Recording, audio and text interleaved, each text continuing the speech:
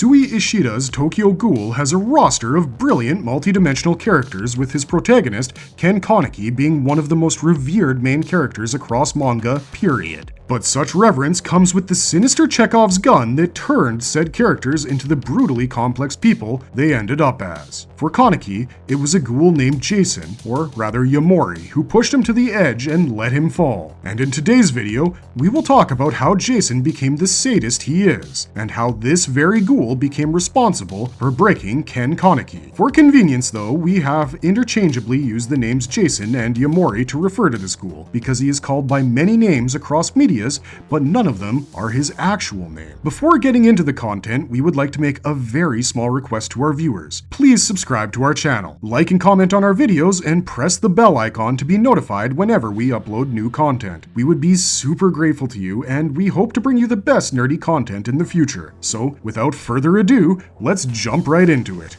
He's brutal and sadistic from the moment he shows up. Jason's introduction to Tokyo Ghoul. The Tokyo Ghoul anime introduces Jason during the very first scene in its pilot episode. He appears in front of Rize while wearing his mask as she delightfully consumes the flesh of her sea of victims. Now, Rize is infamous for her absurdly powerful kagune, which is the biological offensive weapon of a ghoul. As a result, everyone wants to get their hands on it, and Jason is no exception. When he sees Rize, he confesses to finally understanding why everyone calls her a glutton. He is constantly seen cracking his fingers while carrying a pair of pliers. She seems to know him, as she mentions how he's a boring guy who apparently gets pleasure out of harassing others. Jason does not confirm or deny these allegations. Instead, he mentions how he has orders from above to take her in alive. But before he does so, he intends to take a finger or two for himself, or an arm or two, or a leg or two. He commences an attack on the gluttonous ghoul, who only makes fun of his weapon and defeats Jason with ease as she unleashes her kagune. Although she doesn't kill him, she takes his pliers away, relocates to the top of the building, and disappears into thin air. Originally known as Yakumo Umori, or Yamori, Jason is the executive of Aogiri Tree, an antagonistic terrorist organization within Tokyo Ghoul. This is a world where ghouls and humans cannot coexist by any means, considering how ghouls can literally only consume human meat, making humans their prey. As a result, humanity in Tokyo faces a constant threat from the ghouls, while the ghouls are in a position where they simply cannot alter their diet. While there are ghoul investigators who eliminate ghouls, the Aogiri Tree is determined to overthrow humanity and become the planet's dominant species. They also believe that the likes of Rize Kamishiro and Dr. Kano can help them out, considering how strong Rize is and how wacky Kano's experiments can get. While Kaneki navigates his new life as a half-ghoul, he eventually comes into conflict with Jason, or Yamori. As we see in Jason's design, it is evident who he's based upon. Mangaka Sui Ishida seems to have taken direct inspiration from Jason Voorhees, the slasher killer from Friday the 13th, as the two Jasons not only share the same first name, but also a very similar looking face mask. In fact, it is Yamori's brutality that leads to him being known as 13th Ward's Jason. In the anime, Rize tosses Jason's pliers away, which leads to Jason seeking out Dr. Asaki Fuguchi as he threatens him to make him a new pair of pliers, or rather a duplicate of the ones he had. Meanwhile, the original pliers are procured by employees from the CCG 20th Ward's branch office. Ghoul investigators Kyoryo Mato and Kotaro Amon try to sniff out information on the wielder of the pliers from other ghouls, but go on to find nothing. Jason Yamori is seen again at the end of the anime's 9th episode, where he is spotted by Kaneki's best friend Hide, who is sitting on the steps and drinking coffee by himself. He professes that the coffee is bitter when Yamori and his right-hand guy Nico pass by him, as Jason claims that Rize will not get past him this time. When he says this, there's an increased focus on Jason's habit of cracking his fingers. The arc with Jason's pliers does not exactly exist in the manga, and the character makes his entry much later after Yoshimura from Anteku learns about the Aogiri Tree being led by the One-Eyed King. Jason and Nico arrive at Anteku, and although Jason's prime target for the longest time has been Rize, with her being absent, his target has shifted to the guy who smells like Rize, whom he plans to take back to the 11th Ward. He becomes a living nightmare for Ken Kaneki, Jason's origins, and how he broke the protagonist of Tokyo Ghoul. Before we get into the prime moment where Jason shapes Kaneki's future and alters the course of the story, let's go back in time to Tokyo Ghoul's spin-off prequel story, Tokyo Ghoul Jack. In the 4th manga chapter of the prequel, we get to see the activities of Ghoul investigator Kisho Arima in the 13th ward, which is Jason's ward. With Arima and his partner shifting their focus to this ward, the ghouls of the ward are advised to constantly stay on guard, considering how they do not stand a chance against Arima. This makes sense with the present in mind because Arima is renowned for being the strongest ghoul investigator as someone who has never been defeated in battle. In the 7th chapter, first-class ghoul investigator Taishi Fura is approached by Jason Yamori, who throws the investigator on the floor and ponders over which part he should eat first. Fortunately for Taishi, Arima comes to the rescue as he launches a surprise attack on Yamori, and yet the latter manages to escape and lives to tell the tale. He does get caught later in his life and is taken to the Ghoul Detention Center in Cochlea. Because he has information about the 13th ward, the investigators leave him alive instead of killing him, but this is far from being a blessing in disguise for him, as he goes on to face torture at the hands of a sadistic investigator. Not only is the relentless investigator desperate to get the information out of Jason, he also has a few screws loose and takes pleasure in torturing the ghoul. He also seems to have the habit of cracking his fingers, which is a quirk Jason didn't possess back in the day. The torture helps him realize that when people find themselves in a dire situation like this, it is always due to the lack of their own abilities. To cope with the torture, Jason continues to imagine himself as the predator and the inspector as his prey, until one day, his so-called delusion turns into reality, and Jason finds himself towering over the insane man who had been sending him to hell over and over again. With the roles reversed, Jason experiences a thrill he never had before, and during that short hour, he feels more human, which makes him latch onto the sensation. Around this time, Jason learns the ways of suppressing a ghoul's power, which can be done by injecting an RC cell suppressant into the ghoul's mucous membrane, reducing its physical stats to that of a mere human. He also picks up the investigator's habit of cracking his fingers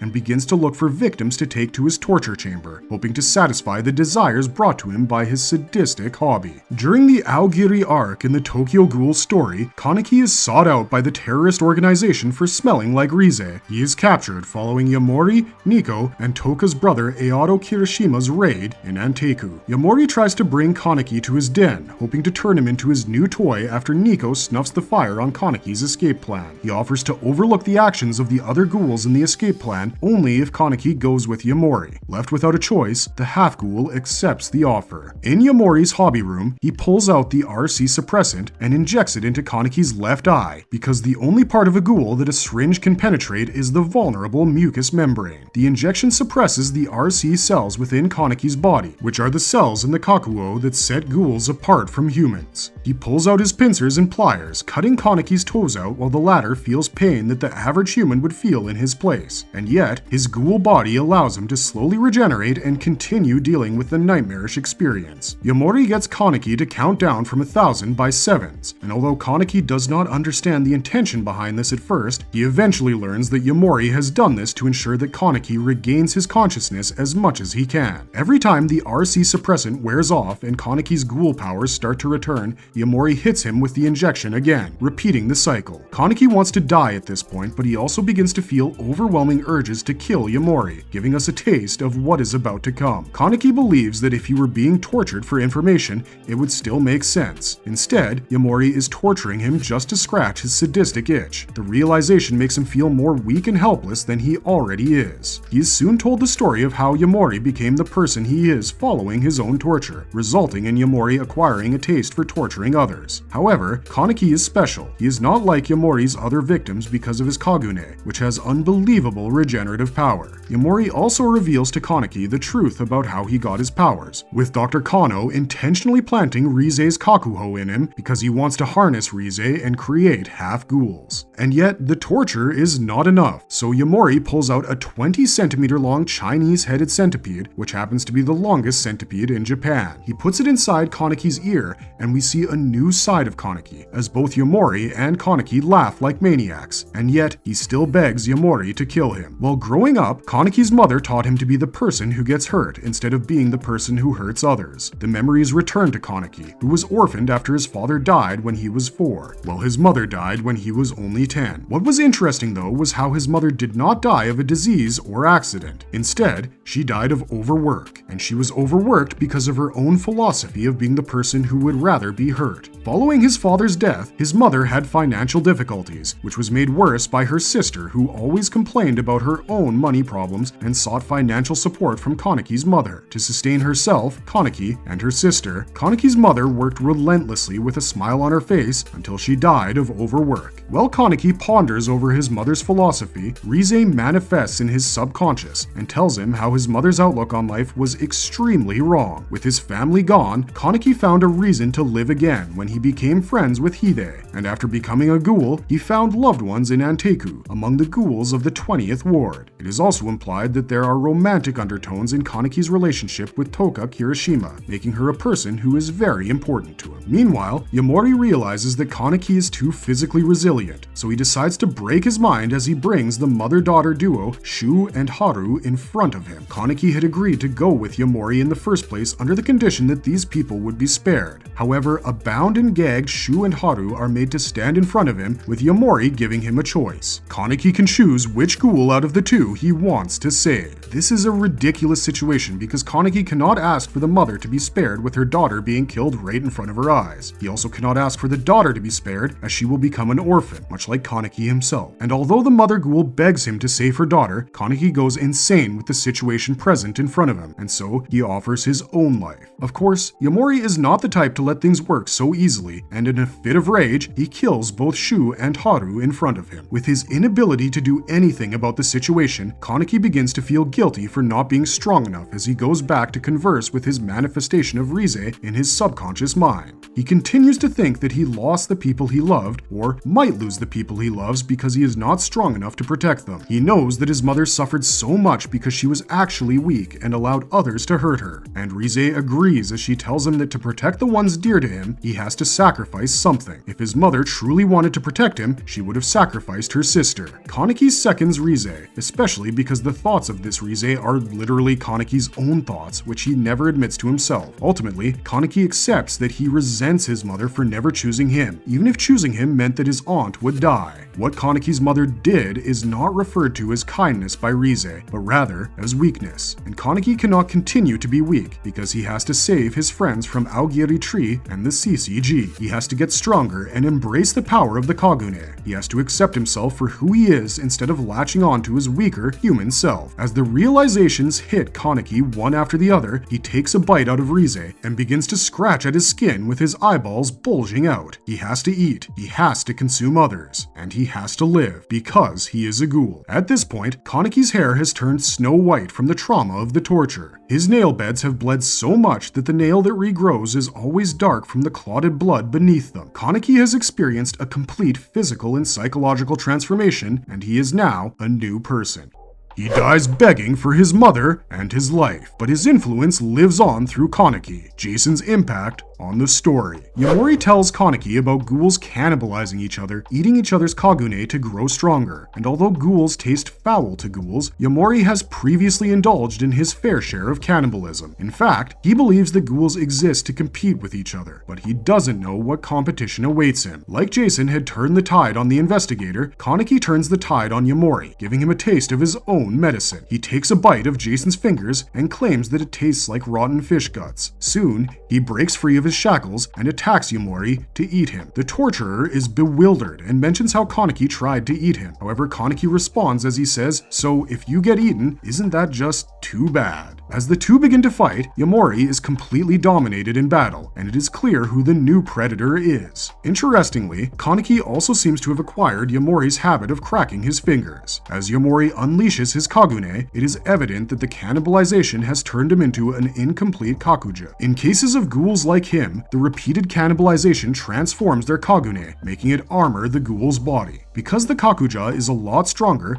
Kaneki has a hard time keeping up, especially with Yamori's regeneration and berserker rage. So he gets an idea as he remembers how eating a ghoul's Kagune prevents their regeneration and makes them stronger. Kaneki's soul Kakugan activates with his excitement, and he begins to cannibalize on Yamori's Kagune. To keep him alert, he asks Yamori to count down from 1,000 by sevens, but ultimately chooses to not kill him. Instead, with the doves from the CCG raiding the Aogiri hideout, Kaneki leaves him to die, knowing that Yamori cannot regenerate anymore. Meanwhile, Yamori lies on the floor, helplessly calling for his mother to save him. He is later found by the eccentric dove Juzo Suzuya, who kills him by brutally stabbing and mangling his face. The CCG goes on to take his Kakuo, which they use to create a Quinkei named 13's Jason for Juzo. Following the altercation with Yamori, Kaneki continues to cannibalize on ghouls and strengthen himself, eventually becoming a centipede Kakuja himself. We see this when he raids Dr. Kano's lab and comes face to face with the investigator known as Yukinora Shinohara. He has also gained a reputation for cannibalism among the ghouls,